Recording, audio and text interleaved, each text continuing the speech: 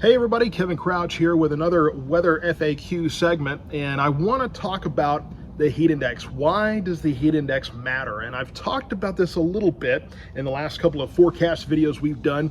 Every summer we start hearing about the heat index. You start hearing about the dew point. You go outside and it's just miserable out there. It's just gross.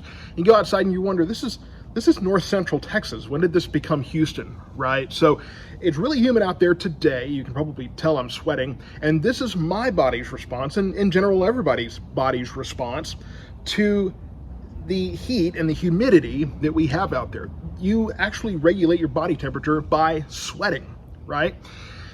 But here's the problem. When you get more humidity, more moisture in the air, you evaporate less and less of that sweat. And the evaporation, not the sweat itself, is what actually regulates your body temperature. That's why when you go outside and you're sweating and then a cool breeze hits you, that's why you feel that relief, right? It feels nice and cool because you're evaporating that water off your body. The thing is that water vapor is actually a greenhouse gas, which means it maintains the temperature. That's why in the winter, if you have a blanket of clouds above you overnight, it doesn't cool down as much. Likewise, in the summer, when it's humid, it doesn't warm up as much. Pay attention, when the dew point goes down, usually the air temperature is going to go up. We'll see that over the next couple of days. Actually, by the time you're watching this, it's Friday, so this past week we would have seen an example of that. But that's the way it works. When you have less humidity in the air, the temperature can go farther, faster, more efficiently on each spectrum. So the reason the heat index matters to you is because your body needs to be able to cool itself down.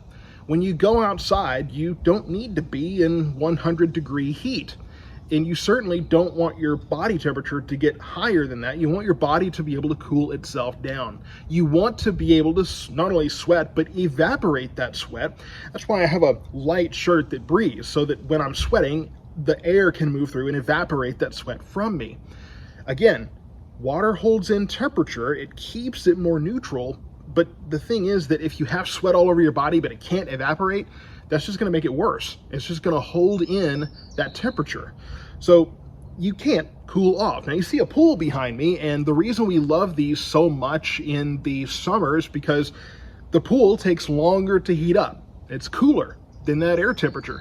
So we go in the water and it feels so great. And then you go out of the pool, you're covered in water, and you're pretty cold there for a minute because you have a lot of water that's very quickly evaporating off of your body. So you get very cold. You see what I'm saying?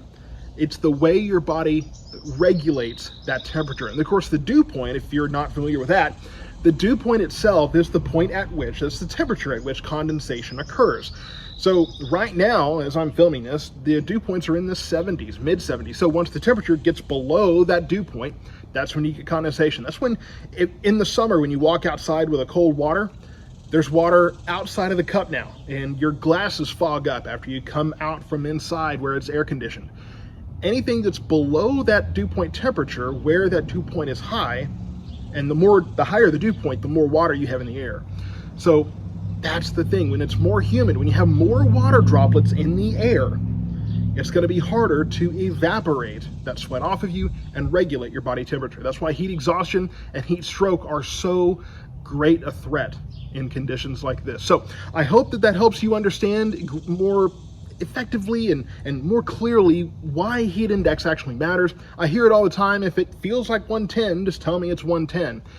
It's not so much about the temperature outside. It's more biology. It's more talking about how your body takes care of itself. Thank you so much for watching. If you'll put in the comments whatever questions you might have, I have a number of these planned out, but there will always be more questions to answer.